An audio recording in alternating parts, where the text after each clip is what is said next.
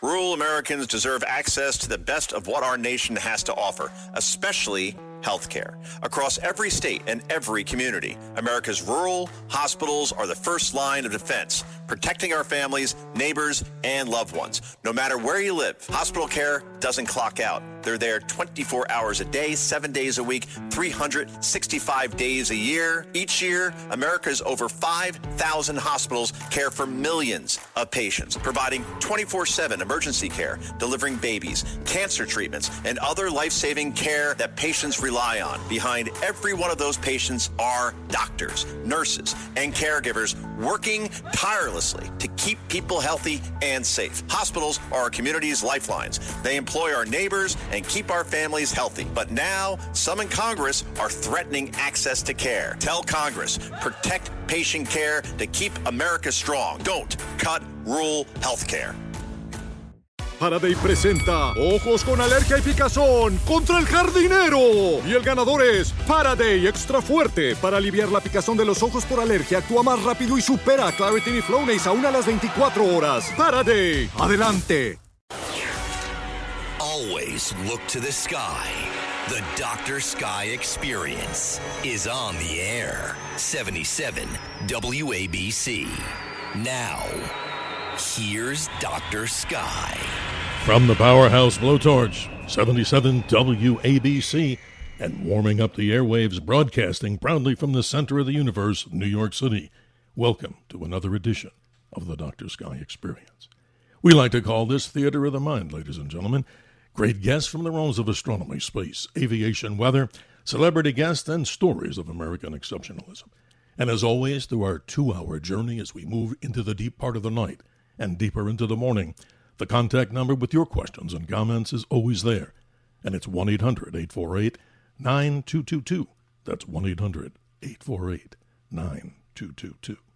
In tonight's adventure, I'm sure you'll agree, and maybe you won't, a very, very special guest for 2 hours talking about the mysteries of the deep state and the D.C. swamp. The title of the book is Empire of Lies, Fragments from the Memory Hole, the shameful story of the deep state's warlords, war lies, and failed foreign interventions. His name is Charles Goyette, and we'll do a formal interview and introduction of him in just a moment. I want to thank ahead of time our helmsman, as we like to talk about this as being a big broadcast ship as it moves out through time and space, and we thank Tony and Bill for their excellence in making sure that you hear this particular show and all the other great shows that you hear 24/7 on Talk Radio 77 WABC. My email is drsky, Dr. Sky, at wabcradio.com. And, of course, check out the podcast, not only for the Dr. Sky Experience, where you can get a brand new Sky update, about a 12-minute podcast updating you on the great events that are going to be happening, well, as we move from February to the month of March. And always on Sundays, proud and honored to be with owner and operator John Katsimatidis on the Cats Roundtable with pertinent late-breaking news from all these particular realms. Let's zoom now as we continue to talk about the book, Empire of Lies, Fragments from the Memory Hole. Have you had enough of the deep state's warlords and war lies? George W. Bush spent 1.5 years gaslighting the American people, using the shock of 9/11 as a pretext for an unrelated war he sought long before that tragic event. An isolated incident? Not at all. Now a revealing new book by New York Times bestselling author Charles Goyette tells the shameful story of the deep state's warlords, war lies, and failed foreign interventions. Empire of Lies, Fragments from the Memory Hole is a nonpartisan tale of personalities and political deceit, false flags, fake news, coups and cold wars, and irreconcilable blunders. Imagine jihadists in Syria supported by the CIA, fighting fundamentalist militias armed by the Pentagon. And ladies and gentlemen, a brief bio of our special guest is in order. Charles Goyette is a veteran broadcaster, former Armed Forces radio news anchor, and New York Times best-selling author of Empires of Lies. Fragments from the Memory Hole. He's a recipient of U.S. Army Commendation Medal.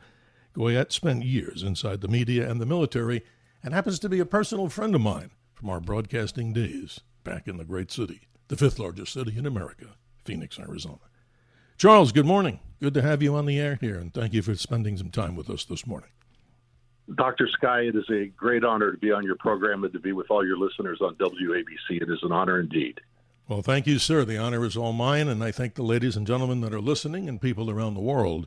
This is an eye-opening experience. We talk about the great mysteries, not only of science, but in this particular case.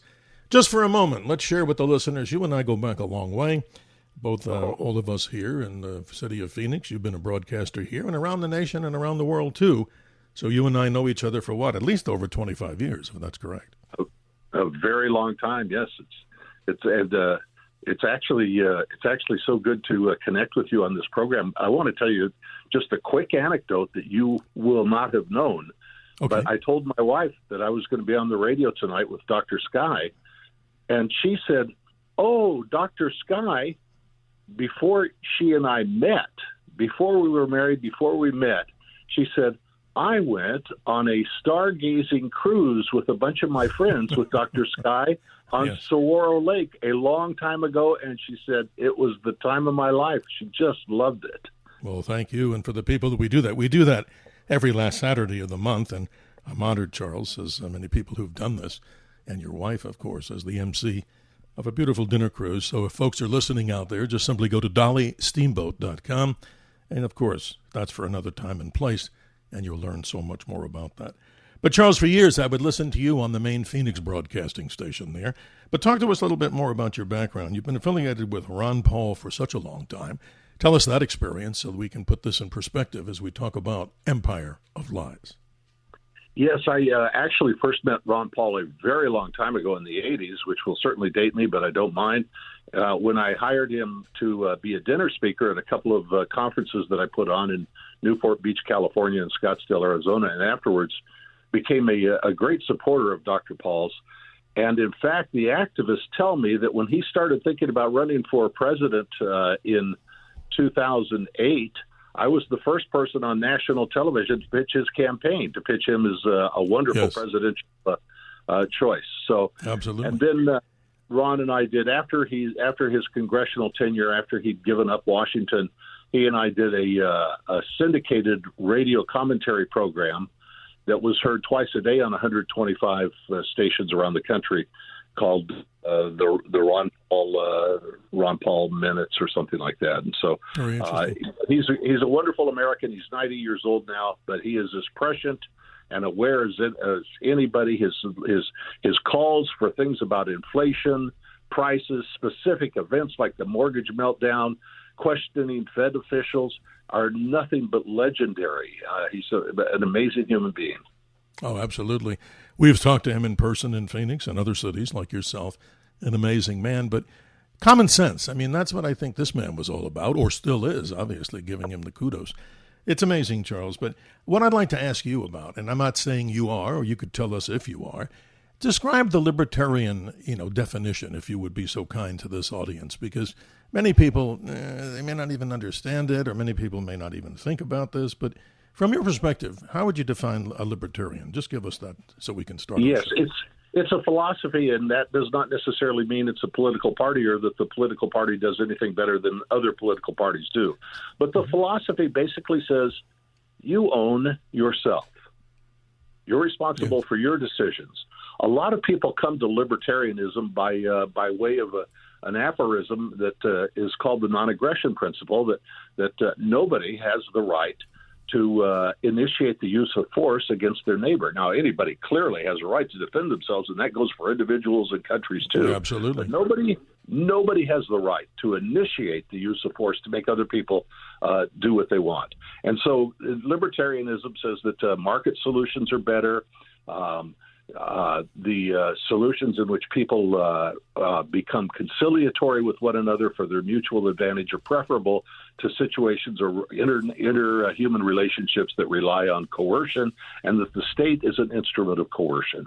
So it envisions a much reduced government in intervening in people's lives. Well said, and thank you for that definition. For those out there that had maybe no clue, a deeper definition of libertarian, as far as maybe not a political party, as you said, but just an ideology of sorts that people out there do practice. Let's set the stage for this interview so the callers can get involved at 1-800-848-9222. Empire of Lies. I'll read the entire book's headline and title, Fragments from the Memory Hole, the Shameful Story of the Deep State's Warlords, War Lies, and failed foreign interventions. What got you so, inclined to want to write something like this? Tell us the backstory on this so we get into it and you can explain to us all the things in this rather important 300-plus page book. Well, I made myself quite unpopular in certain circles when I opposed the elective war in Iraq. Mm-hmm. And day after day on the radio, I refuted stories, rationales, excuses for the war. The primary rationale being, well, we can't wait to see this smoking gun in the form of a mushroom cloud. Day after day, I visited with authorities, with people that were actually involved in creating nuclear weapons and uranium refinement for nuclear weapons and so on, and refuted the stories that were floated about. And Dr. Sky, some of them were absolutely ghastly. There were stories. Well, I will recount one or two. There were stories. Yeah, please go ahead. Somebody finds it important enough to push for a war that they fabricated, for example, a document that claimed that Saddam Hussein was seeking yellow cake, a precursor for nuclear processes from Niger. And it not only was it not true, but a high school kid with Google could have figured it out in 15 minutes because the signatories on this fake, fraudulent, forged document were of people who weren't even in the government at the time. There are all kinds of errors and mistakes in this representation. But the deep state, as I call it, the executive arm of the global military empire, circulated this to intelligence centers all over the world, and it was used as a primary pretext for going to war, although it wasn't true. And as long as you've got me started on that, I want to give you a related account. Please do. About the same incident. Mm-hmm. There was a representation in fomenting this story about the smoking gun in the form of a mushroom cloud. It was actually the product of something called the White House Iraq Group. And the spinmeisters and advertising and public relations people gathered in the White House to come up with a rationale, a story, something the American people would react to and get behind this elective war. And they came up with this phrase, the smoking gun. We can't wait for the smoking gun in the form of a mushroom cloud. It was a marketing maneuver.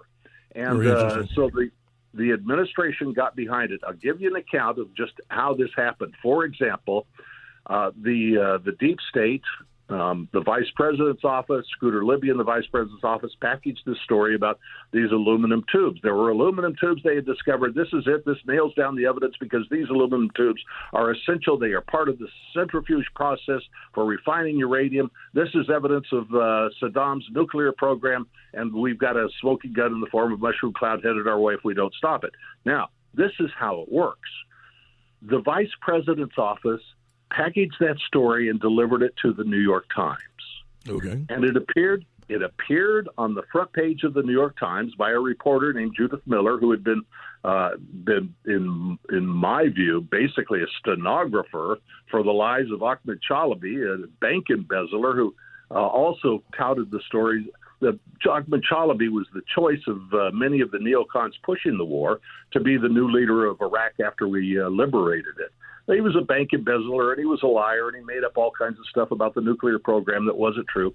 And she had been a stenographer of his stories in the New York Times, but she put this story about the aluminum tubes on the front page of the Times. Now, our own Energy Department guys, paid for by our taxpayers, guys that are in the business of uranium refining, how it works, the process, approvals, and so on, they said, no, can't do it. These don't configure. These tubes are not appropriate. They couldn't use them. It wouldn't work. They don't fit. Not going to happen. So they repudiated this account about the mushroom cloud smoking gun aluminum tubes. Nevertheless, Dick Cheney appeared on Meet the Press that Sunday, and he said, "Smoking gun nailed down. Aluminum tubes. Here they are. We've got the evidence." Right. Let's not forget these things, Charles, from history. You're exactly right. And it may be out of people's memory, and maybe young people who never heard this story.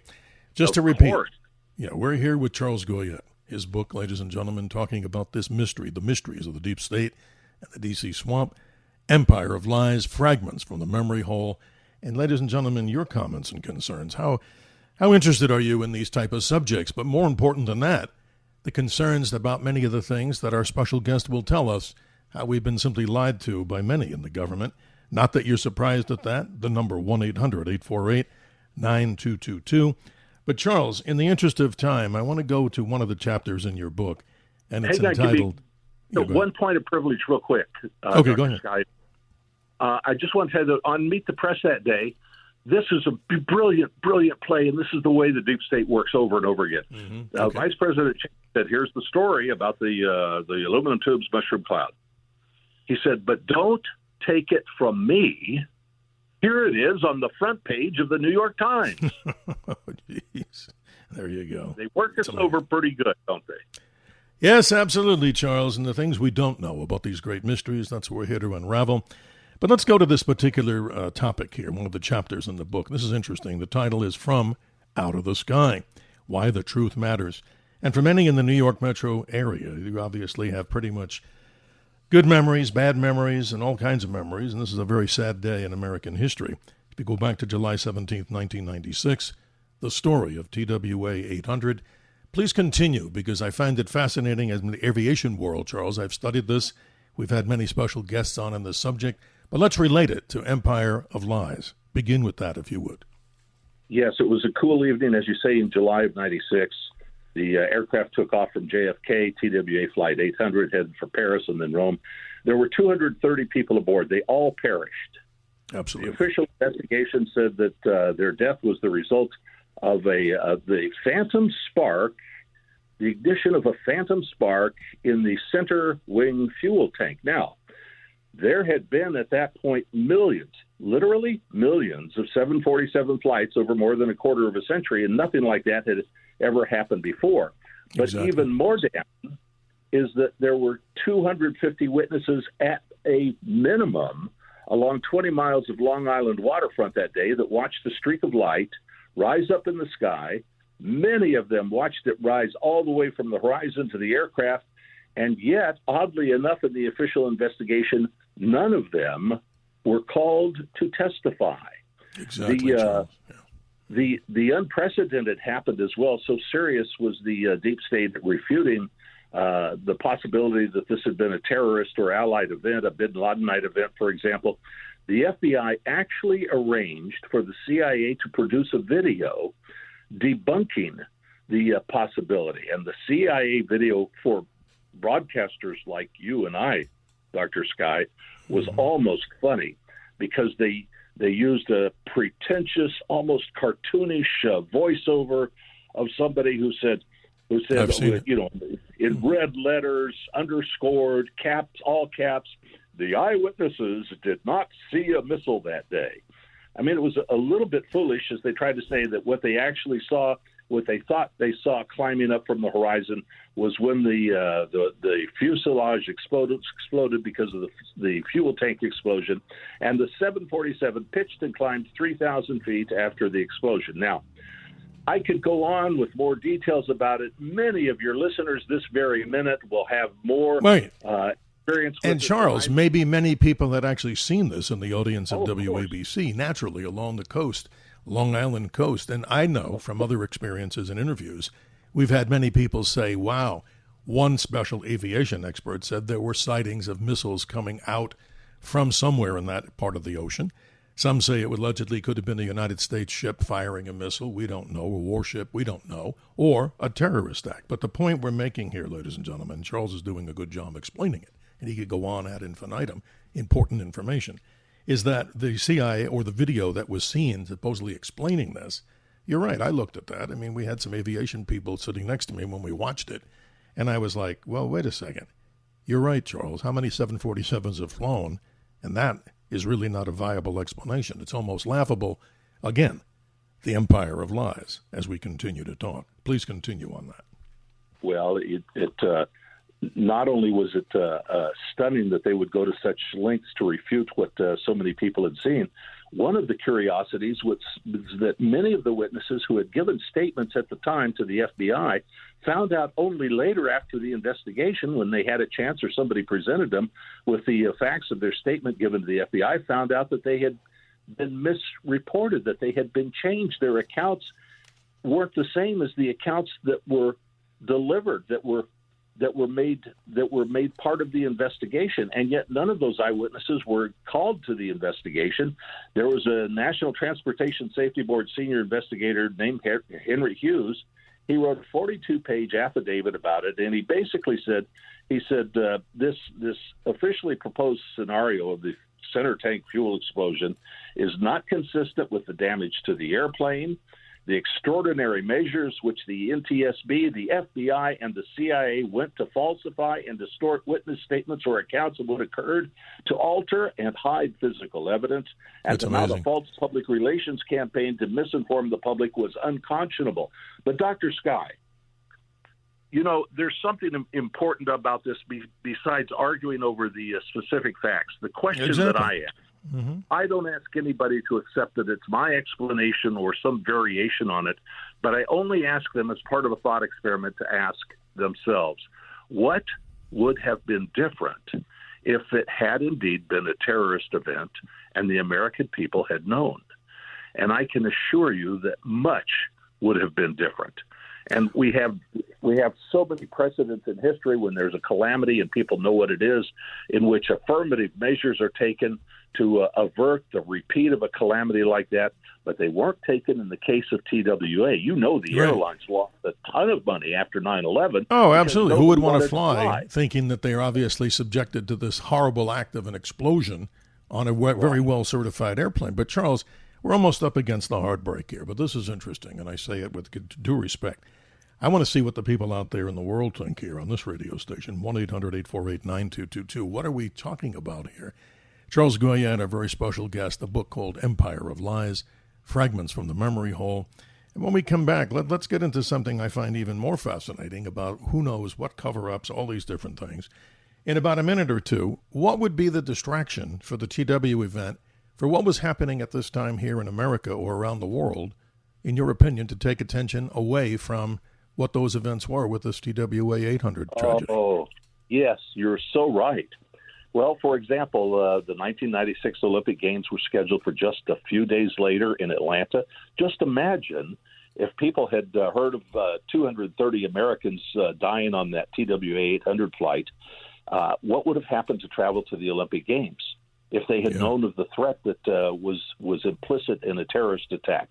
Jihadists around the world would have been under much closer watch. It would have cast a pall over the President Clinton's renomination convention. I can tell you the next year, tourists were massacred. Many people will remember the blind sheikh, Abdel Rahman, and the massacre at Luxor, in which 62 were killed. All of these things would have come under much closer scrutiny. And I even remember, just to jump ahead, and I know you're tight on time, but I remember I remember Bush's warning on October 6, 2001, just days before 9/11. He got the presidential daily briefing, said bin Laden determined to strike in the U.S. He told his CIA briefer, he said, all right, you've covered your ass now, and then he went fishing. That's amazing. It's amazing, Charles, all the notice that they had in that particular story. That could take many hours of explanation and all good information that you have here on this particular archive. Ladies and gentlemen, the Dr. Sky Experience in this particular iteration, we call it Theater of the Mind. We welcome your calls, obviously. This is part of what makes a show good. In many people's opinion, your participation, 1-800-848-9222.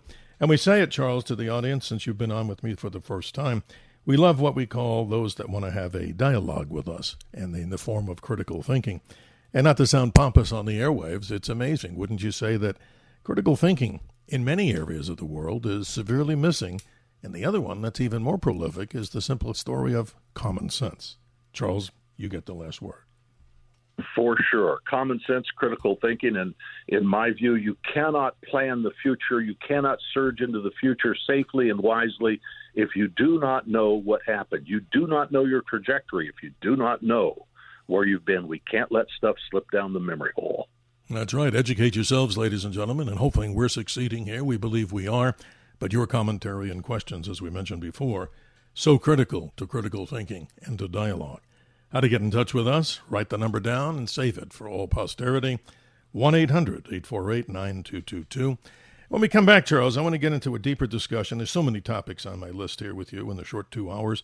Let's talk about how close global American military, the empire, as you call it, has taken the world to the brink of nuclear war. This goes back to the Cuban Missile Crisis, a very interesting story indeed, things you may not have known, ladies and gentlemen. But to stay on measure, right, Charles, we're talking about empire of lies, fragments from the memory hole, the shameful story, in your opinion, of the deep state's warlords, war lies, and failed foreign interventions. We'll be right back. I'm Dr. Sky, Steve Cates. On the Dr. Sky Experience, we call it Theater of the Mind, 1-800-848-9222. We will be right back. This is the Dr. Sky Experience. Always look to the sky. 77 WABC. Now, here's Dr. Sky. Hi, this is author Vincent Bugliosi, the author of Reclaiming History, the Assassination of President John F. Kennedy. I was also the author of Helter Skelter, the Manson murders, which I prosecuted. I can tell you that I'm interviewed by people all the time around the country. Steve Cates is one of the finest interviewers I've ever had. He does his homework. He asks intelligent questions, and it was an honor to be on his show. I would recommend that people listen to Steve Cates. All lies and jest. Still a man hears what he wants to hear and disregards the rest. Lyrics from the great Paul Simon. As we continue at 32 minutes after the hour, moving toward the top of hour number one, still time, ladies and gentlemen, for you to get in on the conversation, your thoughts on the mysteries behind the deep state and many of the things that our very special guest, Charles Goyette, is talking about with us, his book, Empire of Lies, Fragments from the Memory Hole. Welcome back, Charles. I know so many topics to talk about, but let's go on that theme if you don't mind. There's so much in your book. And by the way, how do people get a copy of this book? I mean, you have a website that you'd like to tell us about ahead of time, because I think people need to hear this. Well, certainly they could just go to empireoflies.com, empireoflies.com, or charlesgoyette.com, and they get the link to it. But it's available on Amazon, and they'll get you a copy in your hands pronto. Kindle copies as well. Do appreciate that. We were saying before the break, one of the subject matters here that needs an explanation from you, of course, with your research, how close the American global military empire has taken the world to the brink of nuclear war. That could be shows for hours, but let's concentrate a little bit going back in our time machine to the Bay of Pigs, to the controversy there with the Cuban Missile Crisis. Many people may not realize this, but I've done some extensive reading on this, but you're the scholar. We came extremely close to annihilation here, maybe within 15 minutes. And I was born in New York City and proud to call it my original home. And still, my ties to New York are very strong. But I probably wouldn't have been around, plus all the other people, not to sound selfish. Describe to us how close, in that particular case, we came to nuclear annihilation. Yeah, we came very close because of the installation of Soviet nuclear warheads on the island of Cuba, 15 minutes away from Washington, D.C., probably a third of the continental United States within 20, 25 minutes away. And there were those that were champing at the bit, as they say, to turn this into a full-scale confrontation and put it into the Soviet Union at once. And it was a terrifying time for the American people, in which they all understood what was at stake. They all understood that this was a potential nuclear conflagration. And so it fell to the White House to do something about the discovery by U-2 overflights of these Soviet installations that were manned in part by Cuba and by Soviet soldiers and scientists on the scene there. And the negotiations dragged on. In the meetings in the White House, there were people that were asking for us to take Russia out. Why don't we just use this as a pretext? Why don't we do something about it? Let's get this over with. Let's take Russia out of the picture. And Kennedy shook his head and wondered, who are these people that he's talking to? It's people like General Curtis LeMay, who was known for the firebombing of Tokyo in World War II. You're exactly right, yes. Yeah, and so he wanted a better way. You know, there was a deep state then, too, Dr. Sky, and he actually had to evade the deep state and use his brother as an intermediary with the Soviet ambassador to try to negotiate a stand down. And eventually they did. And after a naval blockade in which Soviet ships were turned around, after an overflight in which an American pilot was killed after coming very, very close to a conflagration. The event was stood down thanks to Kennedy's negotiation skills, thanks to Khrushchev's willingness to do something about making Yeah, which sure I find, Charles, not to interrupt, but I find that most fascinating because if you think of Nikita Khrushchev, I was pretty close to his son Sergei, and not to be bragging here on the air, but we had a conversation going for years. He sounded just like his father, but he gave me more insight. But one story that he told me, and I want to pass this on to the listeners, one of the things that he said prevented the total nuclear annihilation from going full force. You're right. General Curtis LeMay would have said, let's take them out. He wanted to do that. Of course, he tried with the firebombing of Japan. But according to Sergei, the commander of one of the Soviet submarines that was sitting down there when American ships were nearly on top of it, they had a nuclear-tipped torpedo on board that submarine. And there was much talk back and forth between the political officer and the Kremlin, and they had voice communications. They had like code, like Morse code. And if it wasn't for that commander, the political officer there was more opted to want to go ahead and say, look, let's launch this thing. But they had to get the command okay from the Kremlin. So thank God that particular captain, there's a long story about him, he could have been responsible, or probably is, for not having us go to total nuclear destruction. Interesting sideline, don't you think? It's such an important part of the story. But the break that we were on was so clear that even Khrushchev said, if we move forward, if we continue to move on the path that we're on, the living will envy the dead. Yeah, it's very sad. You're popular here, Charles, and I want to go to the callers right now if we can do that. Let's say good morning to Connie in Long Island. Good morning, Connie. You're on with Charles Goyette. How are you this morning? I'm great, Dr. Sky, and I hope you are too. Thank you, ma'am.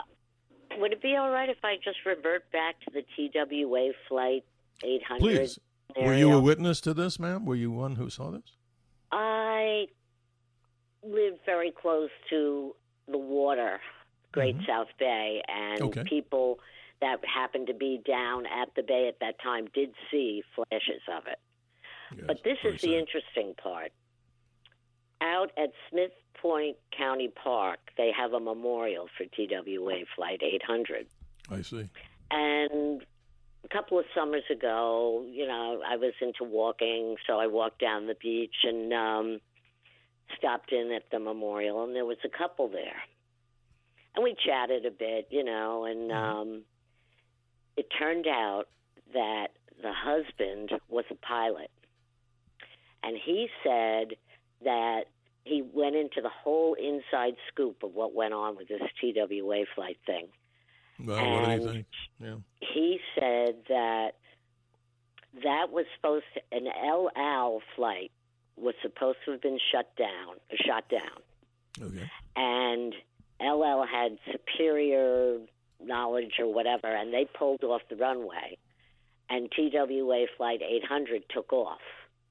There was a boat that was rented out in the Mauritius by a group of guys, and the feeling was they had some kind of weapon that found its way into their hands through some kind of Clinton-era screw-up with the guns or whatever, and they shot down TWA Flight 800.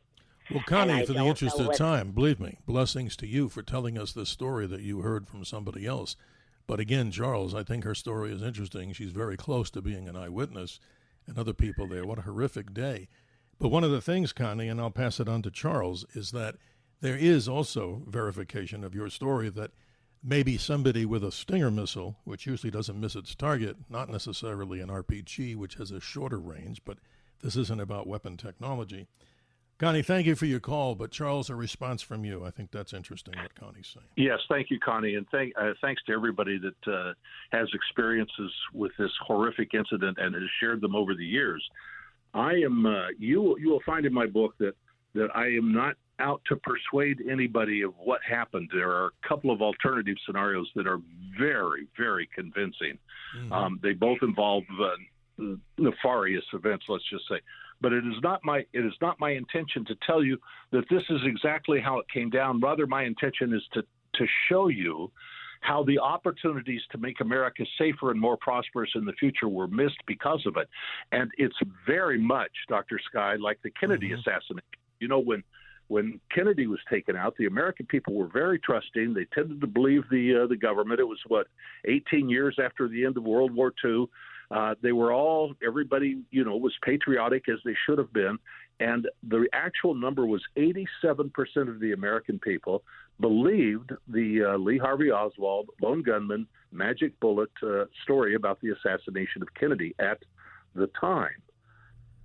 Foreigners, people in foreign capitals and foreign people weren't convinced, but the American people were. Now, it was 8 months after Kennedy's assassination that there was another sketchy event in the Gulf of Tonkin. A naval confrontation, an attack on the U.S. Navy in the Gulf of Tonkin that did not happen. It was a mistake. It was confusion. I've read that. Radio. Yeah, it's amazing. It was this is a jumpy radar man. Take it back. It didn't happen. Nothing happened.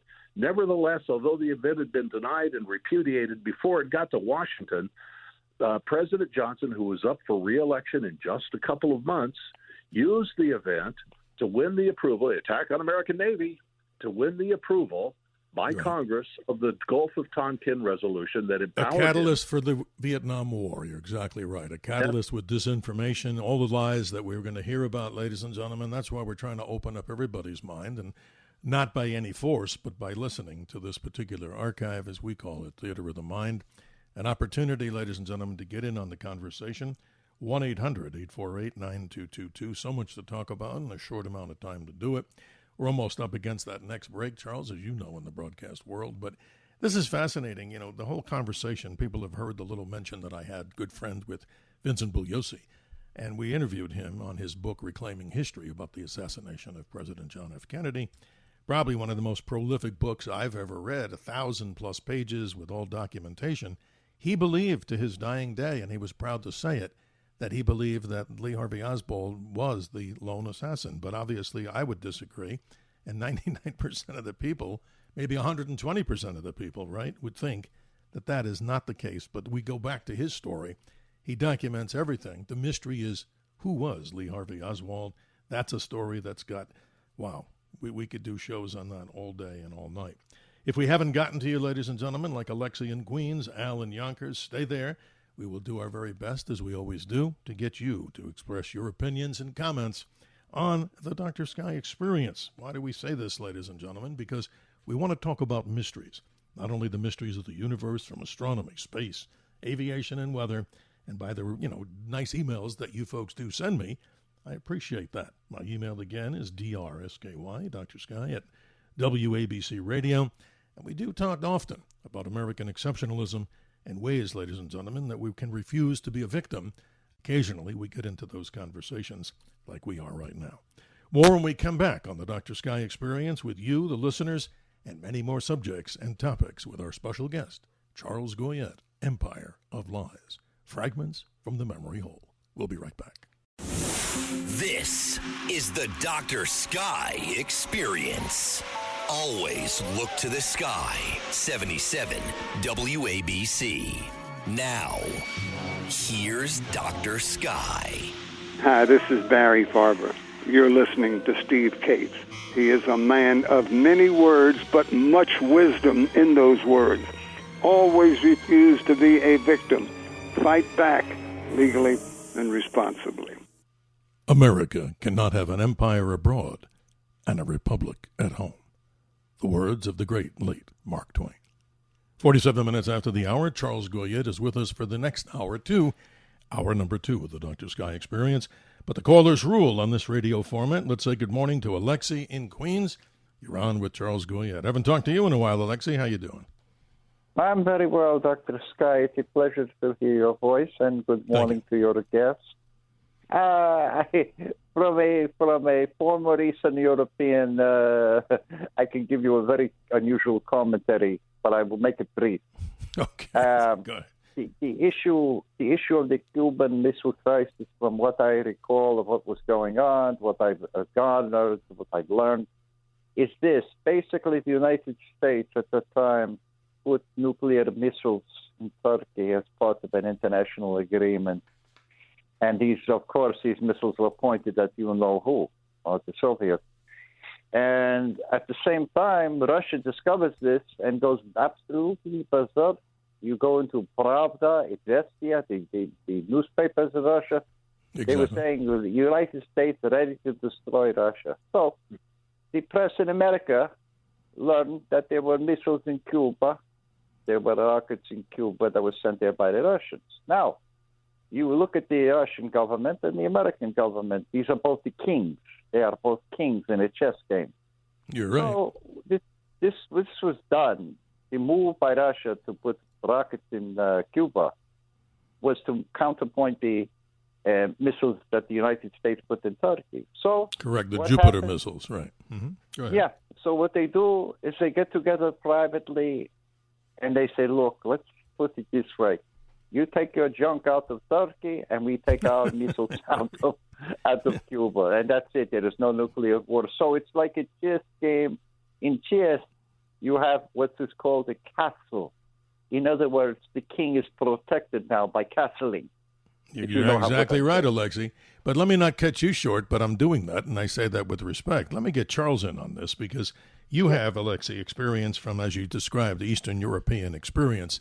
You know a lot about this. But, Charles, I think his comments are interesting. Your comment. Yeah, it's an important contribution to our discussion. In part, the emplacement of Soviet nuclear warheads in Cuba was a response to the Bay of Pigs invasion. This was their far-flung outpost, and they didn't want to see it taken away from them. But you're right about the missiles in Turkey. It was part of the unspoken agreement between JFK and Khrushchev.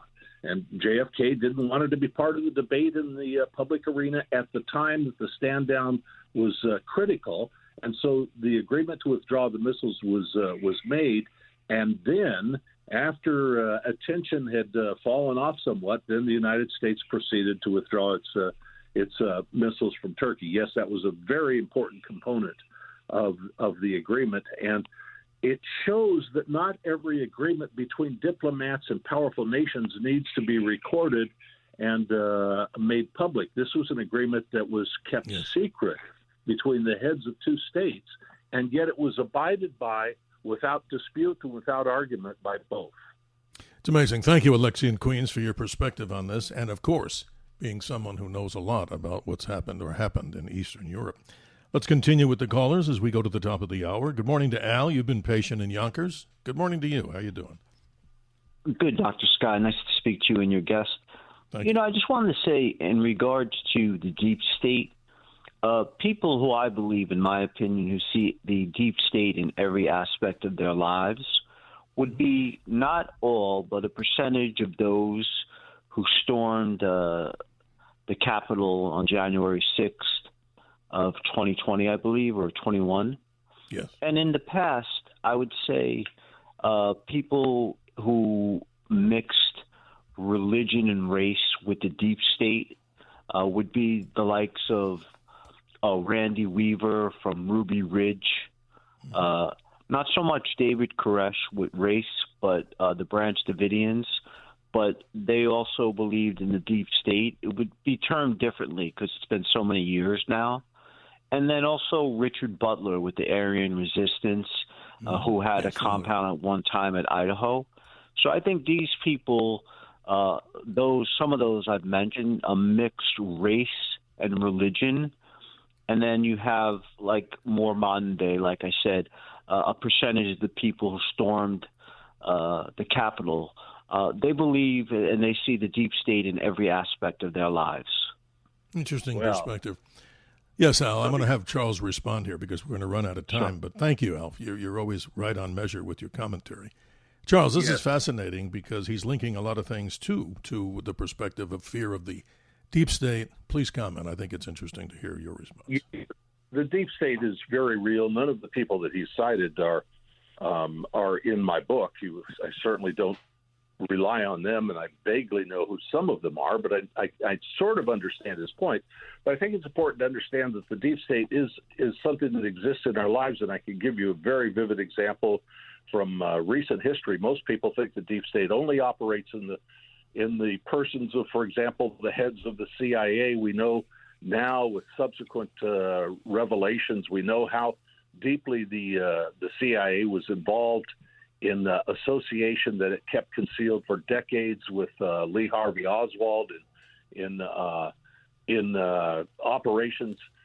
Let me say this: it's not just Allen Dulles, the head of the CIA, and it's not just Clapper, and it's not just Brennan, both of whom have lied to Congress.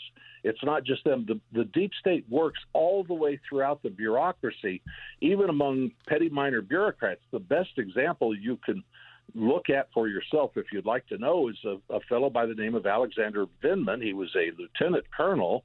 Yeah, we're familiar with him, but please explain to people who are not familiar with the gentleman you're just talking about. Yeah, Colonel Vindman was on the national security staff of the White House, and he took it upon himself to be responsible for the first Trump impeachment. And what was the gravamen? What was the basis of his complaint against President Trump? It was that, he told Congress, President Trump was not following the interagency consensus. Now, ladies and gentlemen, let me ask you, where in the Constitution you find something called the interagency consensus? No such Where do you thing, find right. the interagency?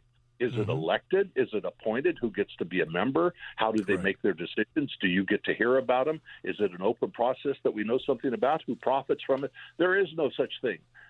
Nobody elects anybody to be the voice of the interagency consensus. And if you have bureaucrats throughout the great Washington behemoth trying to turn and force the government secretly to pursue this or that military objective or foment this or that needless war on behalf of the interagency consensus rather than the elective leadership of the United States, whether they are absolutely correct or absolutely wrong in all of their decisions, it is not compatible with the American democracy.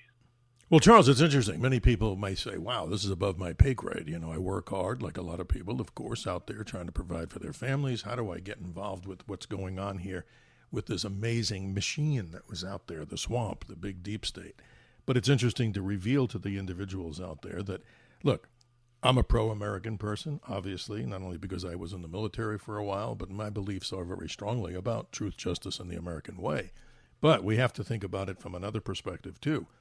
Not everyone's innocent in this whole thing. And if you look at all these things, the title of your book exemplifies it, in your opinion, Empire of Lies, Fragments from the Memory Hole. We're trying to relive those memories for people to understand so that maybe in the future time when they vote, do your research, right? Study things. Make sure you don't just get your news from what? The mainstream or the legacy media only, because there's so many things. And look at all the disinformation that we see, Charles, on the internet. Many people would look at things and say, well, I believe that, like the thing about the moon. You know, many people believe we never went to the moon, for a topic for another discussion. But doing research, and hopefully people are enjoying this kind of format.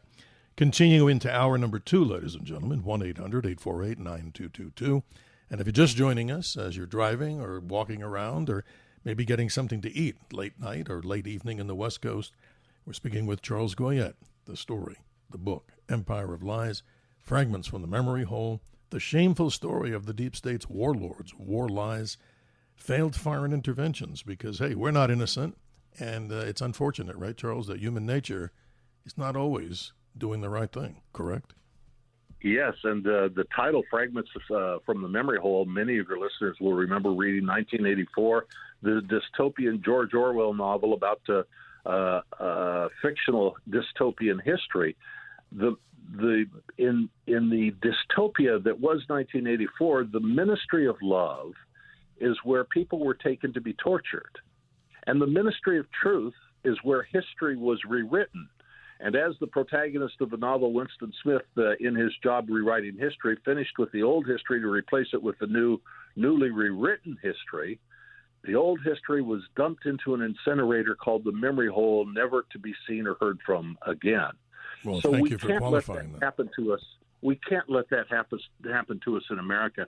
The record, as I've said, of where we have been and what has happened must be known to us so that we preserve our liberty and our prosperity, no matter what kind of misinformation we get. Absolutely. And again, simply we're just telling this, not shouting it out from the pulpit here or from your chair or the chair. Do your research. understand the things out there so that you're informed, ladies and gentlemen, about subjects like this and many of the other things that we do talk about here on the Dr. Sky Experience. We call it, Charles, as no the first time you're a first-time guest, theater of the mind. I can't think of a better way to describe, because you can't see the imagery, but you can sure in your mind do the imagination. And we're trying to give you a lot to think about in that mind of the theater of the mind. Appreciate you. And hour number 2 coming up, ladies and gentlemen.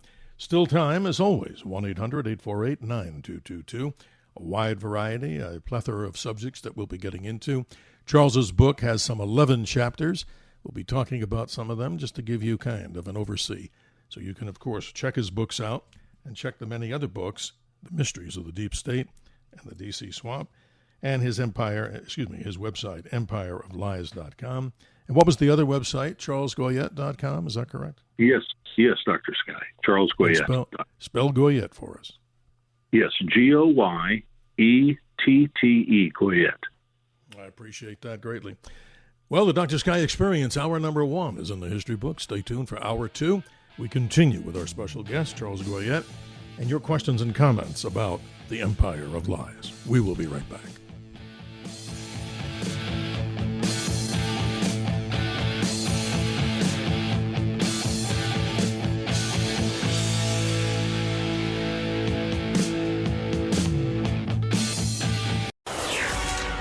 Always look to the sky. The Dr. Sky Experience is on the air. 77 WABC. Now, here's Dr. Sky. You're with me with hour number 2 here on the Powerhouse Blowtorch 77 WABC. Simply warming up the airwaves no matter where you're listening to us, but equally important, most important, broadcasting from the center of the universe, New York City. Welcome to hour number 2 of our Dr. Sky Experience. We call it Theater of the Mind. Your questions and comments as we continue to move through time and space. 1-800-848-9222. In case you're just joining us for this particular new hour, our special guest is Charles Goyette, author of many books. This one, Empire of Lies, Fragments from the Memory Hole, the shameful story of the deep state's warlords, war lies, failed foreign interventions, and so much. Welcome back, Charles. Thanks for staying with us as we move through this early morning here. How you doing? A great honor to be with you on the program, Dr. Sky. And I want to follow up with just one thing about TWA 800. And yes, it throws please. a little bit of light, I think. It throws a little bit of light on what we've called the deep state, and maybe people will begin to see how the deep state operates. At the time of 9/11, General Hugh Shelton was the chairman of the Joint Chiefs of Staff. And he participated, as you would expect of a person of his rank and authority, in regular breakfasts at the White House with other people, cabinet officials and senior government officials. And one day, he describes in his biography, one day in the Clinton administration, a cabinet officer, we actually, I think it's pretty clear that it was Madeleine Albright, but he doesn't name her. So I won't say definitively that it was, but he says that a senior official came to him and said, General, can you arrange for a American military flight over Iraq low enough so that it can be shot down and create a pretext for war? So long before 9/11 and before the Iraq War. Mm-hmm. And General Shelton was beside himself. He was furious at the thought that an American serviceman honorably serving his country should be shot down by plan, by pretext, sort of like Operation Northwoods that came out of the Joint Chiefs during the Kennedy administration as a false flag event to create a war that had not been declared and for which there was not sufficient pretext. General Shelton. But let me finish this, because this goes back to TWA 800, where we started and where so many of your listeners in the New York area are concerned. Yes, they are. General Shelton was still the chairman of the Joint Chiefs on 9/11, and he came to Phoenix, Arizona, where I worked on the radio and where you were at the time, right after 9/11, and he spoke at a Phoenix executive luncheon at the Phoenix Country Club, and he began to detail the terrorist attacks against the United States, and he included Khobar Towers, the Cole incident, and so on. And among the terrorist events that he described, that he listed in his in his speech was TWA 800. Now, that's a shocking admission, since the official posture of the United States was that this was a phantom spark in a center wing fuel tank on the TWA 747 that came down in 1996. Yes, but he the video, included right? it. He included it as a terrorist event. Well, this was shocking to me, and I was not at that luncheon, but many of my listeners were, and they began to email me and call me with his remarks. So I asked my producer to get in touch with General Shelton. He spoke, I guess, several times with Shelton's aide, a major, United States Army major, and the major on behalf of Shelton declined to give any more information or to clarify the general's remarks. Now, in subsequent events, Senator John Kyle, a member of the United States Senate, was in my studio frequently. And after this, I asked him, I said, Senator Kyle, General Shelton says the TWA 800 was a terrorist event, and he included it among a series of other terrorist attacks on the United States. And Senator Kyle, deferring to my wishes, said, well, I know General Shelton, and I will ask him about it, and I'll talk to him about it and get back to you. In subsequent encounters and subsequent conversations and visits on the air with Senator Kyle, I'd say, did you ever talk to General Shelton and follow up on that? No, it slipped my mind. I forgot he didn't do it. And I quit pressing him to do it because I knew that it was not something very comfortable for him and he didn't want to do it. Right, they're telling us something that we already thought we knew, but obviously the CIA or whatever government agency puts out this, disinformation about a fuel tank explosion. You're absolutely right, Charles. That could be a slip of the tongue simply, but the truth is we need to hear the truth on this. Equally important to this whole... Yeah, go ahead. I'm sorry, Dr. Sky, it slipped out from other people. On 9/11 itself, George Stephanopoulos was on ABC News. He was describing what was going on in the government at the time of 9/11 and the panic and the confusion and the people that were trying to manage the crisis. And he talked about the White House Situation Room, where much was going on at the time, and he described it. He said, this is where he was at the time in the Clinton administration during what he said was the terrorist attack of TWA 800. See, there you go. Others have made the same admission. Senator Kerry was on the Senate Intelligence Committee. He, too, has referred to it as a terrorist attack. Well, your story is very interesting from all the research that you do, but the callers here await, and let's continue on that with Charles. You're proving to be very popular here, as I would expect. Let's continue and say good morning to Robert in Philadelphia. Robert, good morning. I haven't spoken to you in a while. Hope you're doing well. Hi, Dr. Sky. Thank you for taking my call, and I appreciate your guest, Mr. Goyette. I had a question as far as the deep state goes. And I think we've seen the power of it. Anybody that can arrange for a president to be indicted 91 times, impeached twice, shot twice, convicted on shady stuff, has a lot of power. But I'm looking around the world, and I'm looking at what happened to Abe in Japan. I'm looking at what's going on with Netanyahu in Israel, what happened to Boris Johnson in the UK. And I believe there was another one up in Finland that had similar problems. Yes, and Robert, we're not trying to cut you short, but it's like the NSA or somebody's giving us a click in the background there.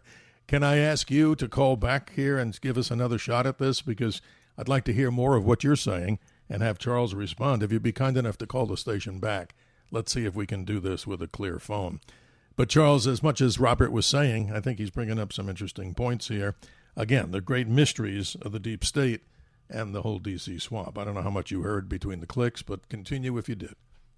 Well, I think that he's made a very important point about the propensity of governments to lie to the people. And the propensity, there's a theory in economics called public choice theory, and it basically says, in businesses people work for profit, but in politics and what's called public service in government, the incentives are very different, and people try to grow their power, to increase their power, to flatter, to win the approval of their bosses, to rise up, to gain more turf, and so on and so forth. And so all the incentives in government are very much directed at increasing, enhancing the power of the central state, and this goes on around the world, not just in the United States, that your guest suggested. 1-800-848-9222. Let's shift the story in the conversation with your great research on this. The Vietnam War lasting 19 years, 5 months. Afghanistan, 19 years, 10 months. And the Iraq War, 8 years and 9 months also. Now, you look at these things and you say, wow, to destabilize and regime change out there. I mean, think about it. What you just said, Charles, is about Lyndon Johnson, the whole Gulf of Tonkin thing, misappropriated to try to get us, the catalyst to get into the war. 57,000, and maybe the number's incorrect, but God bless those souls that gave their lives for things. Just totally incredible. Tie in all these things here, because you talk about something called combat envy. Give us a description of that from your book. Yes, now you will not find this in any standard psychiatric diagnostic manuals, but it ought to be included there, because this is a very destructive syndrome that I, as you say, identify in the book as combat envy. And all of us have perhaps run into some forlorn person in a bar who's feeling maybe a sense of inadequacy and bragging about his days as a Green Beret or a Navy SEAL that weren't true and making up accounts and so on. And that can be sad, and such people can perhaps be deserving of sympathy or a pat on the back and a there you go fellow like that. But when it occurs on the public stage and from public leaders, from elected officials, and those that deliver us our news and information, it is very, very destructive indeed. And I could give you so many cases from the book on the record. I'll give you just one or two, Dr. Sky, if you'll allow me. Yeah, go ahead. I mean, this is interesting. Mm-hmm. Go ahead. There was a fellow that was a national security CIA veteran, a very experienced guy. His name was, I believe, Wayne Simmons, that appeared on Fox News over and over again, national security expert, CIA. Of course he would. And he came on there over and over again, and it was always the most unbelievably bellicose war talk that made no sense, but the network liked to have him on. Because, war, as we all know, it feeds ratings, it drives up ratings. It sure does. It starts hearts beating, pulses racing, the narcotic of fear gets people fixated and stuff. So anyway, they had him on over and over again over the course of at least 10 years or so. And he would come up with the most wild, fantastic scenarios of what we needed to do. I think it was at least 15 years ago that he was saying, well, we need to have a ground invasion of Iran. Okay, that's a pretty long supply line. But anyway, the point is that finally a real CIA guy got tired of hearing this nonsense, and he blew the whistle on Wayne Simmons. And it turned out that Wayne Simmons actually had somewhat different resume than the one he reported on TV. He was actually a hot tub manager, and he was a doorman, and he was a felon, and he ended up, because of his deceit, his fraud, he ended up being sent to prison for it. So that's one example, but there are many, many others in the public record. There are news anchors that have participated in this same kind of combat envy syndrome. Brian Williams is a good example, who was the anchor on MSNBC. Yeah. Or on faking NBC things in the military world that didn't really happen to him. That's amazing. What an exaggerative story there, huh? Yeah, and his stories were enhanced with every telling. And they went from, he went on this expedition in the first Iraq War with helicopters. It was called, the expedition, his actual name, ironically enough, was Big Windy. But he was the Big Windy story. How appropriate. Each time he told it, it was enhanced, and then he saw RPGs coming right at him, and he just narrowly escaped, corkscrew landings, yada, yada. So finally the guys that were actually involved blew the whistle on him in Stars and Stripes. And once confronted with the truth, he said,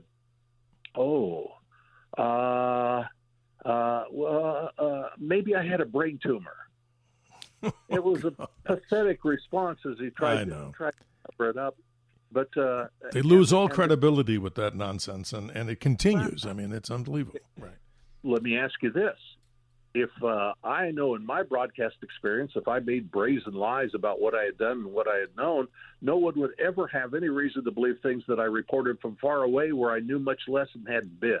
Sure, it'd be a comedy show with Charles Goyette. That's exactly right. Yeah, the job is to be scrupulous. The job is to be diligent in telling the truth in all things, most especially the things you know best about what you have seen and what you have done.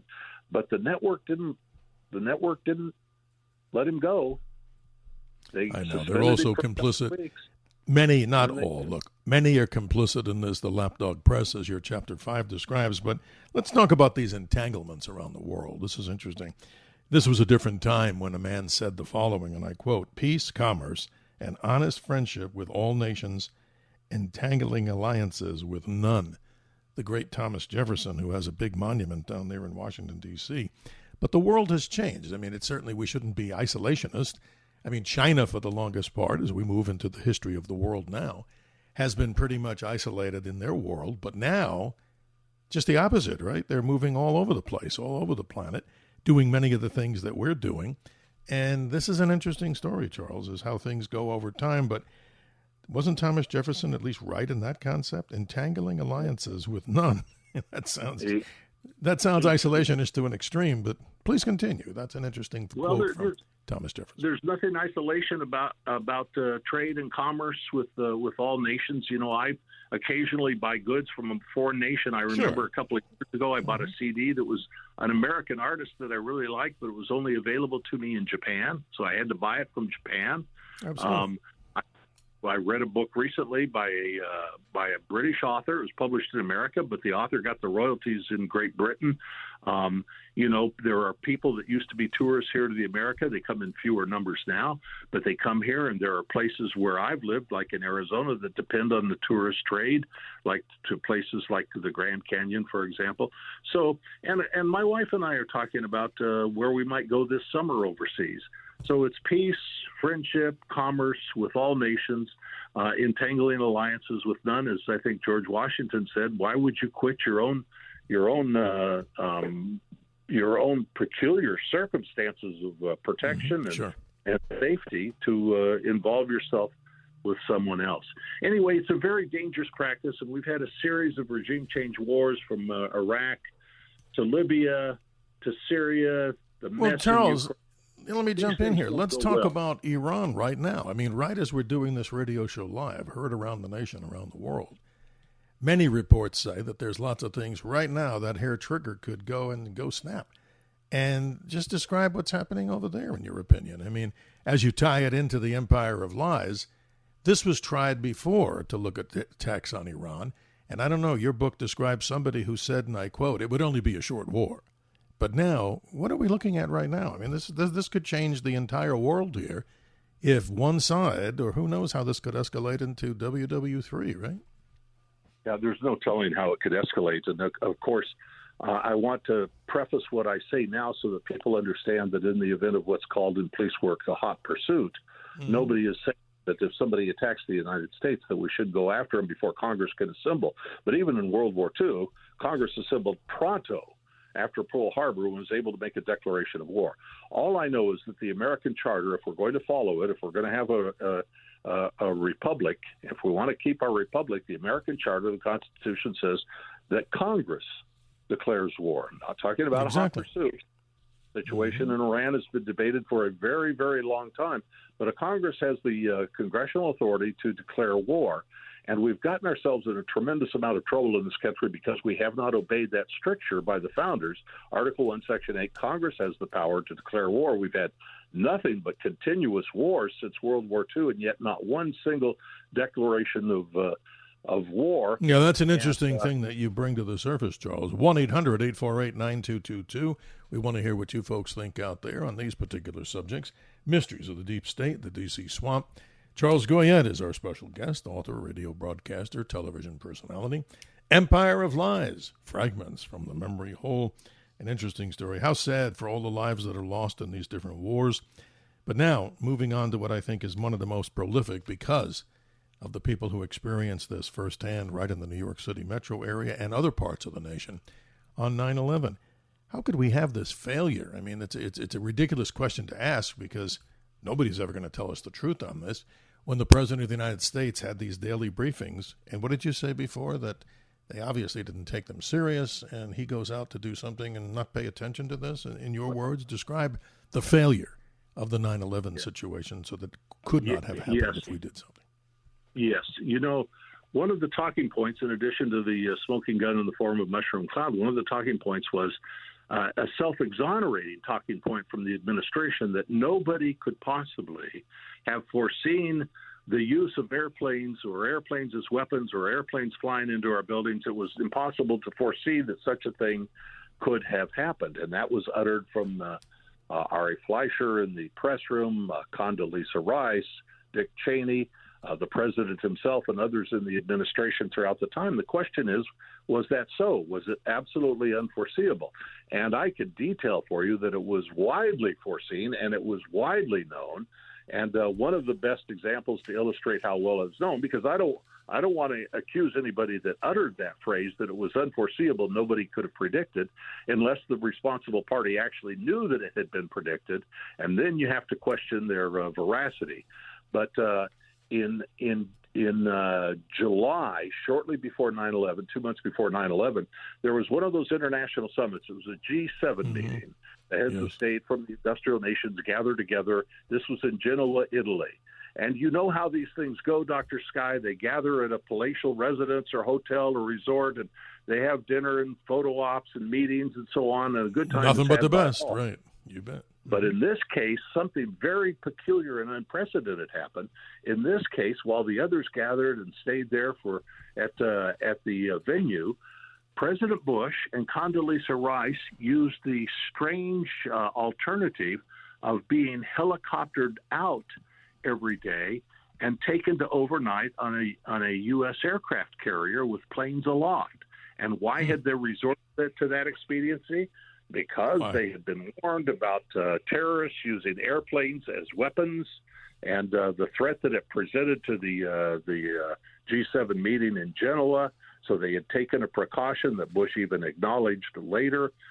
They had been advised by intelligence from as far as Turkey, Germany, Egypt, unforgivable, right? About the threat.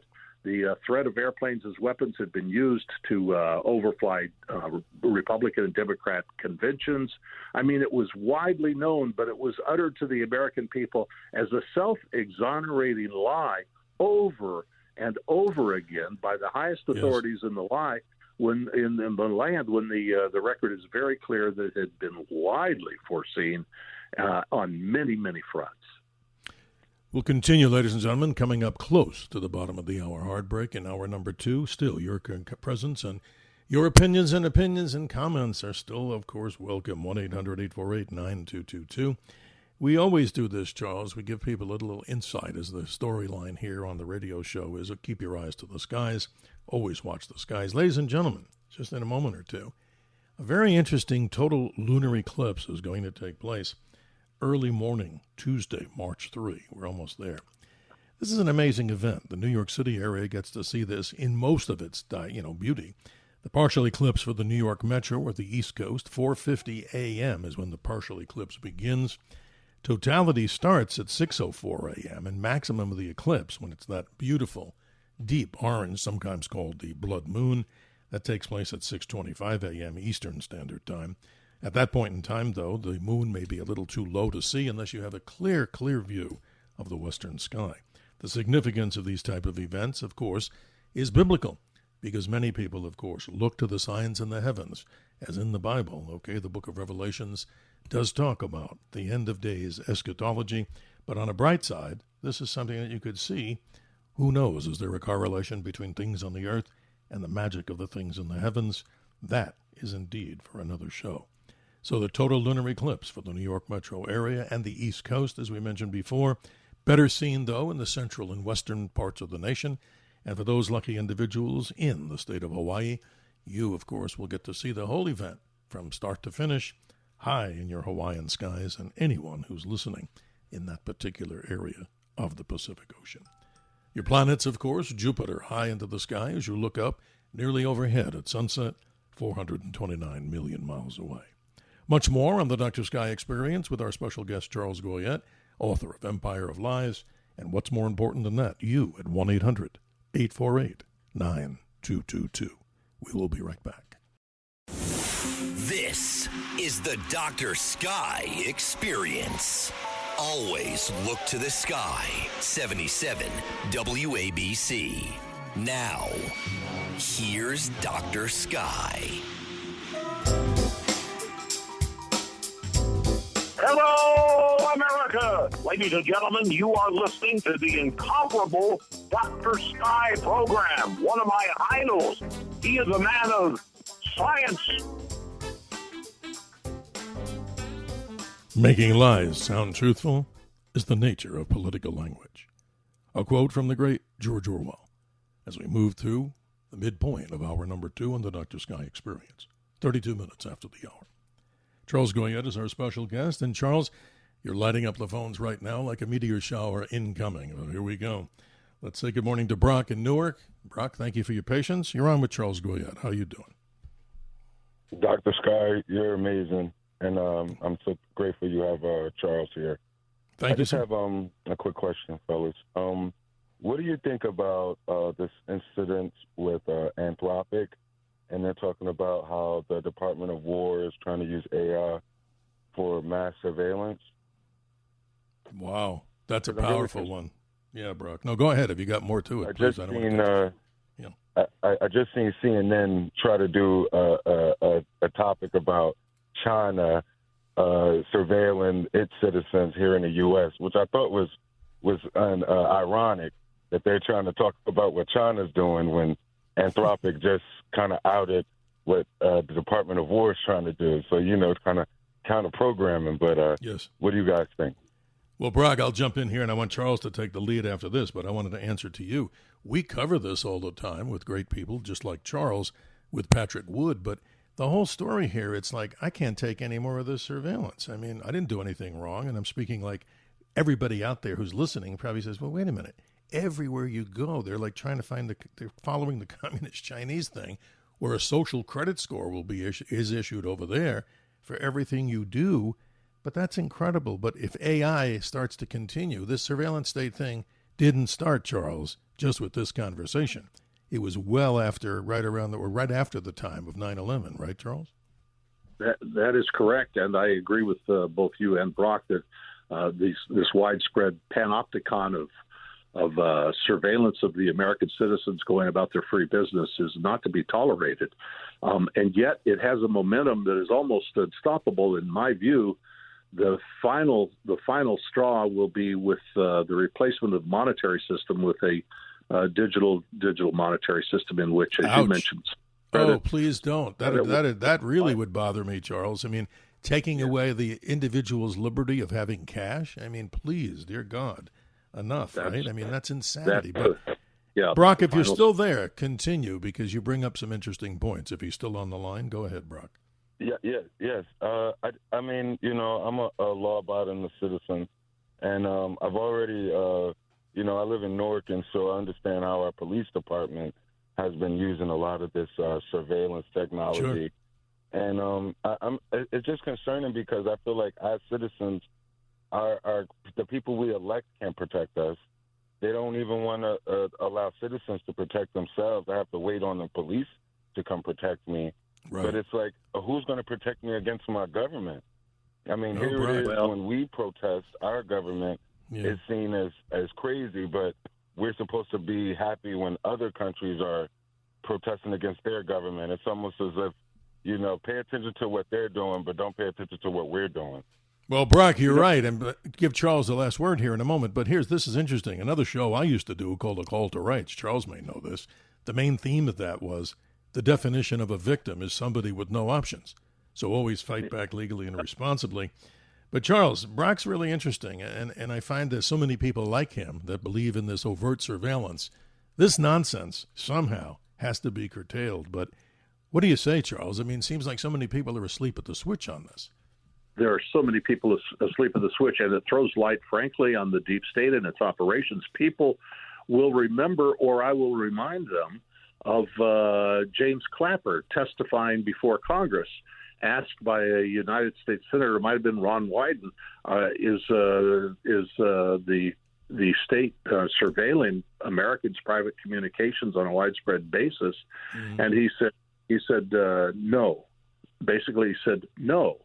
And later on, when it was found that this was not true, his self-exonerating lie was, well, I gave, so help me, it's a quote, I gave the least untruthful answer.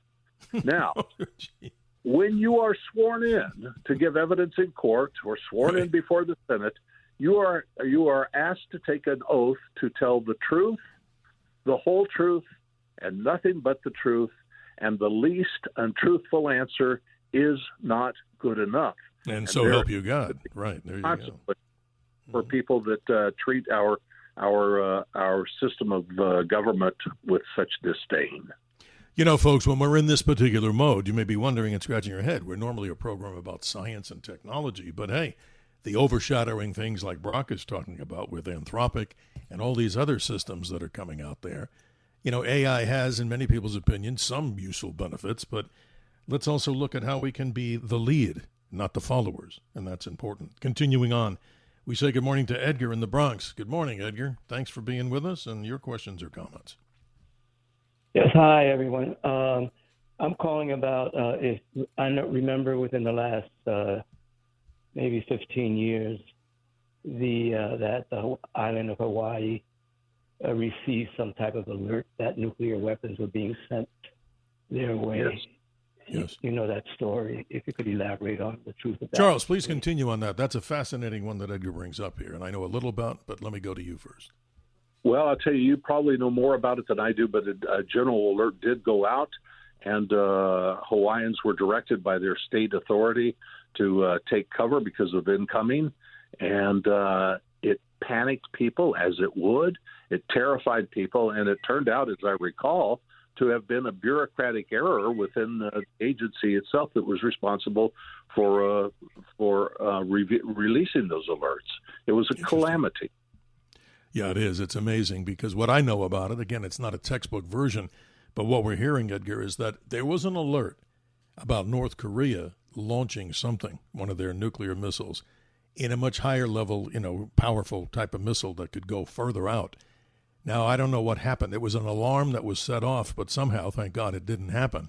But that could have been really devastating because think about this. Many people may scratch their head and say, well, why are they going to bother with hitting Hawaii, that beautiful island paradise? Well, think about it. What's the reason the Japanese attacked Pearl Harbor? We have major assets there, not only from the naval side, Air Force, and obviously that's our big, base or one of them, other than Diego Garcia. So that's very interesting, and I appreciate what Edgar was talking about as far as that goes. That's an interesting story. Please continue, Charles. We've got some coming up information here that I want to pass on to the listeners of Talk Radio 77 WABC in just a moment. Well, there's always a threat, and there was a very recent threat. We talked about the first Cold War.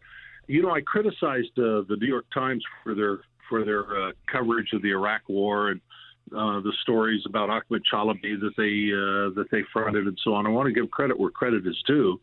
After Biden left the White House, maybe they got around to reporting the story late. It seems that way to me, but I think it was last March. They finally published a really detailed, in-depth account based on hundreds of interviews with military and intelligence officials to show just how industriously the deep state had tried to conceal what it was doing in the Ukraine war.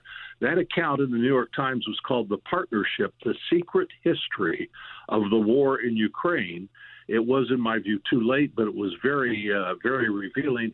And what they finally concluded was obvious to many of us skeptics about the war in Ukraine anyway. They basically concluded that during the course of an escalation of the American empire's provocations and Russia's evolving nuclear doctrine that was turning this thing into a deadly dance of two, they wrote, the unthinkable had become real. The United States was now woven into the killing of Russian soldiers on sovereign Russian soil. Credit to the New York Times for telling us that was, in my view, the second Cold War. It was not, however, as widely known by the American people as the proximity of the first Cold War in 1962, but it should have been known. And shame on the press that didn't keep us apprised of it as that secret partnership was developing. Well, Charles, let's go to something right now in the world of breaking news. The Jerusalem Post is reporting that Israel is launching a surprise attack on Iran. There's been news reports coming up all throughout before this particular radio show here.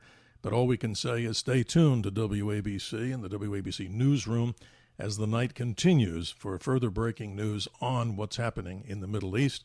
We were hearing earlier that Iran was firing missiles into Israel.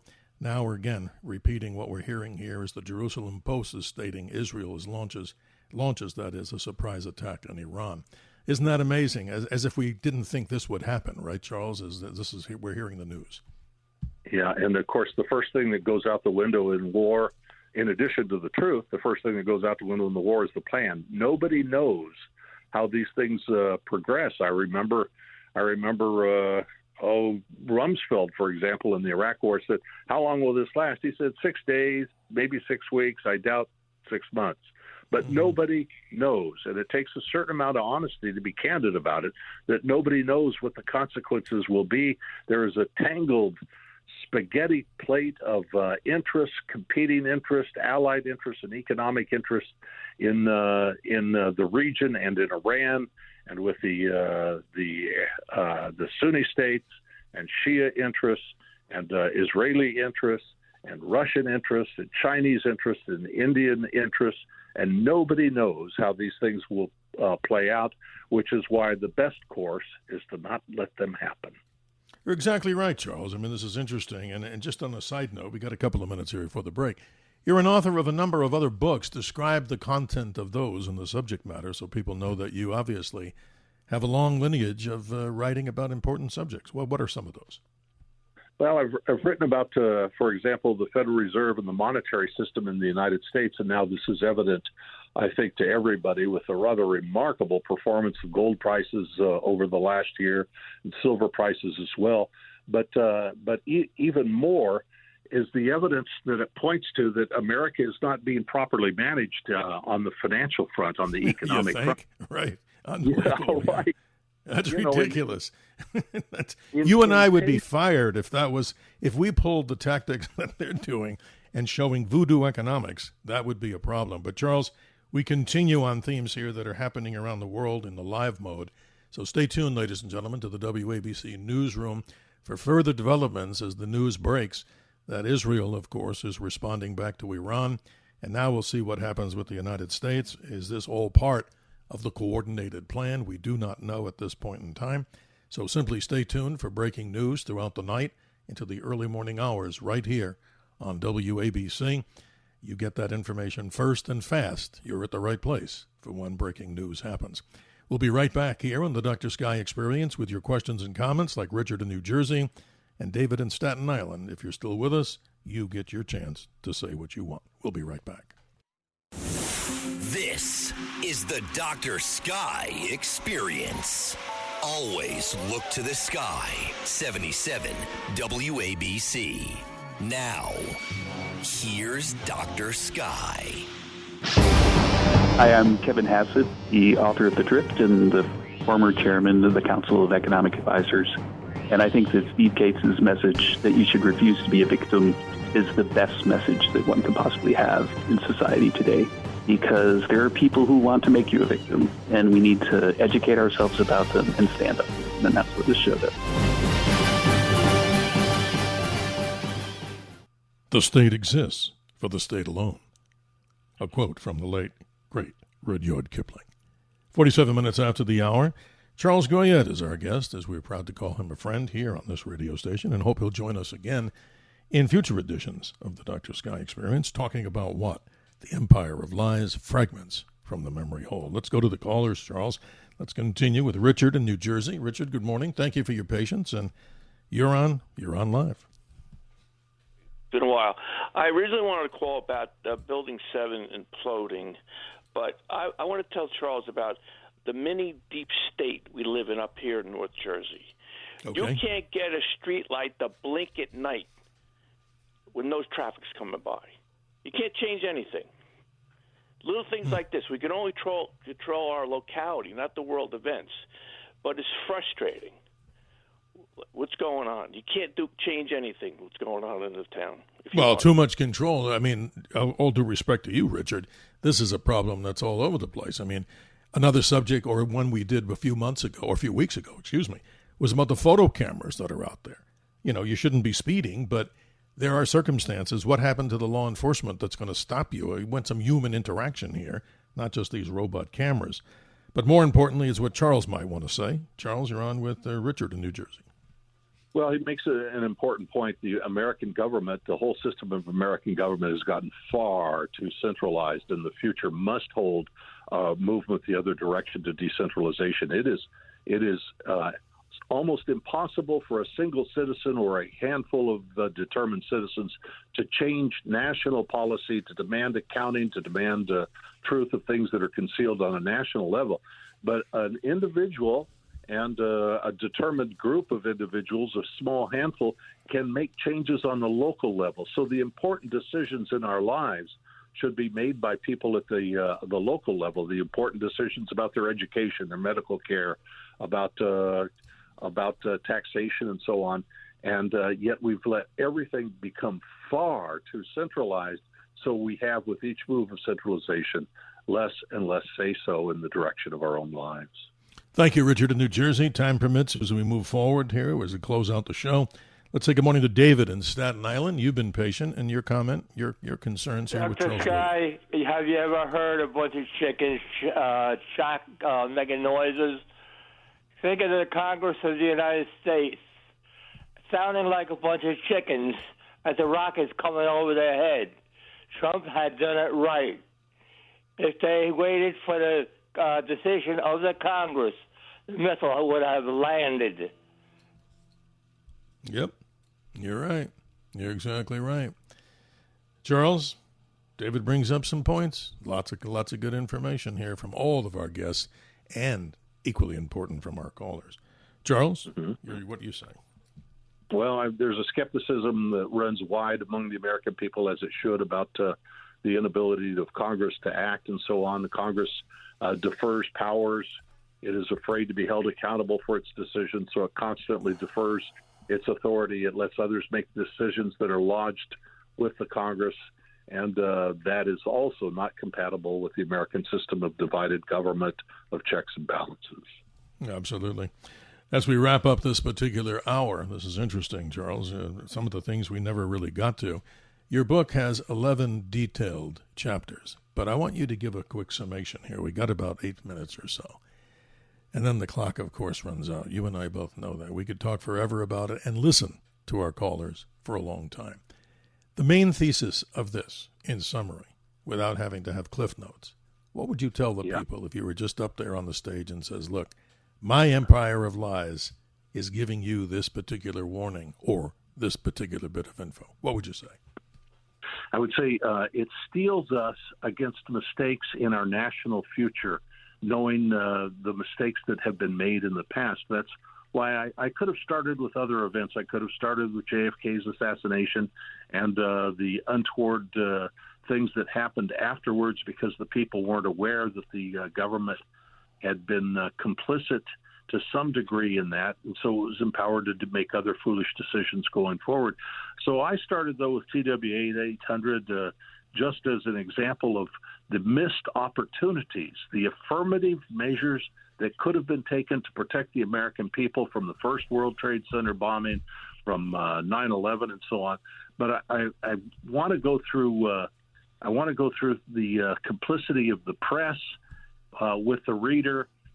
We talked a little bit about combat envy. I don't think that people are quite aware of what has happened to the modern American press, and that it's not a watchdog press any longer, but it's a lapdog press, and their careers are largely made by access to politicians. They want the first interview, they want the scoop inside, and I myself watched a major national event unfold with major national news reporters that you all know from television and their bylines in the newspapers standing around while there was news to be covered and developments that were available to them to know, but they stood around waiting for the next government handout to tell the story in the preordained way.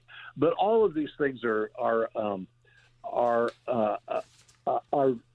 conceived to show you that the designs of the deep state are long and enduring, and they remain in place regardless of who is elected. You know, we had Maduro captured, the government overthrown in Venezuela just a month or two ago. But, 10 years ago, 10 years ago, President Obama issued a national security letter invoking the grave threat to American national security posed to us by the government of Venezuela. Venezuela was broken. It was immobilized. It was incompetent. I detailed in the book the arms and the munitions that it had, and they were practically non-existent. Yet it was described as a essential national security threat to the safety and well-being. The deep state had its eye on Venezuela for a very long time, and yet it's always in search for a new pretext for the goals that it wishes to obtain. And so at the time, the WMD for the Venezuela deep state was national security. Now, the pretext for taking over Venezuela or for toppling the government or for regime change in Venezuela was, drug interdiction, was fentanyl and so on. It's a big story, Charles, that requires a lot of time, but I think we've done, hopefully justice. I do think so, and I hope you would agree. But let me ask you this. We only have a few more minutes, and I want to get it. It's pretty obvious to many people, the Saudi Arabian connection to this whole 9/11 story. It doesn't go away, and there's so many tentacles of this story. Give us in about 2 or 3 minutes. That's unfair to you. The whole connection there. I mean, this is still a very, very mysterious story, don't you think? Yeah, it's a very mysterious story. There is established evidence of money that was coming from the government of Saudi Arabia that was in the service of the hijackers. There's ample evidence of Prince Bandar's wife, I believe, was sending money to the people that were supporting and housing, providing support for the 19 hijackers. All of this has been concealed from the American people in a very peculiar way, and I know you have people in New York that have been lost loved ones. Oh yes, horrible. Done their very best to pry information out of the government. All I will tell you is that there were a lot of people in the United States that weren't able to fly after 9/11 for reasons of obvious safety, but the entire bin Laden family was rounded up, unquestioned, by the authorities, although they would have been rich sources of information about what transpired, by whom, by what means, and where to find the guilty parties. Yet they were let go unquestioned and allowed to return home, and they flew out of the United States from several locations almost virtually unseen and certainly unquestioned. There is so much more material to be uncovered about the Saudi connection, and yet it's amazing. And Charles, we got to cut it short because we're getting more late-breaking news here. News agencies around the world reporting smoke rising across Iran's capital, Tehran, following the Israeli strikes. And again, we say this with all confidence. Stay tuned to the WABC newsroom, news department, for late-breaking news throughout the entire morning on this very interesting and consequential situation that's involving right now, live on the other side of the world. A very interesting story indeed. Charles, your website, give it out again and tell people how they can get in touch with you. And it's always a privilege and honor that I can't believe this. I filled in for you one time, and I was nervous as you can get when I was doing this like 25 years ago. And it was kind of interesting. Tell us how people can get in touch with you, and always appreciate your friendship. Well, let me just say I'm so glad that we got to visit, and you do a great show, and I know a little bit about it. You are a excellent talk show host. I'm just really honored that you had me on your program. You can contact me through my website, Empire of Lies. You can find the book at Amazon. You can find access to the book at the website empireoflies.com, or even The Empire of Lies. I own both domain names, not knowing which one people would prefer. But empireoflies.com, you can contact me through there. The book is available on Amazon. And I think you will find it extremely eye-opening and extremely valuable if you want to know where we are headed in this country, so that you can protect yourself and your wealth and your family. Well, Charles, thank you so much. It's an honor to have you as a friend and a guest here in this reverse role this time, and I do look forward to talking to you more. Late-breaking news, ladies and gentlemen. Stay tuned to the WABC newsroom all throughout the night for all the late-breaking news, what's happening between Israel and Iran, and what may happen with the United States' response to all this. Are we going to go full bore on this at this time? You'll have to stay tuned. Ladies and gentlemen, we appreciate you. And something very interesting, too, the last Saturday of every month, as was agreed upon a long time ago, my duties are as the MC on the beautiful dinner boat, the Dolly Steamboat. So we do have a replay, but we'll be talking quantum physics as we go back to some of our more standard topics here, but never apologizing for talking about American exceptionalism and always ways to refuse to be a victim here on what? This powerhouse blowtorch radio station that's emanating out of the New York City area, the center of the universe, ladies and gentlemen, on 77 WABC, the Dr. Sky Experience, Theater of the Mind. And right now we'll take that intermission and suggest that we all go to the snack bar and take up our duties there. We'll see you next week. And ladies and gentlemen, clear skies, health and happiness. And thanks to John Katsimatidis, owner and operator, and John, and of course, Chad Lopez from the executive staff for having me be able to be behind this mic. Rural Americans deserve access to the best of what our nation has to offer, especially health care. Across every state and every community, America's rural hospitals are the first line of defense, protecting our families, neighbors, and loved ones. No matter where you live, hospital care doesn't clock out. They're there 24 hours a day, 7 days a week, 365 days a year. Each year, America's over 5,000 hospitals care for millions of patients, providing 24/7 emergency care, delivering babies, cancer treatments, and other life-saving care that patients rely on. Behind every one of those patients are doctors, nurses, and caregivers working tirelessly to keep people healthy and safe. Hospitals are our community's lifelines. They employ our neighbors and keep our families healthy. But now, some in Congress are threatening access to care. Tell Congress, protect patient care to keep America strong. Don't cut rural health care.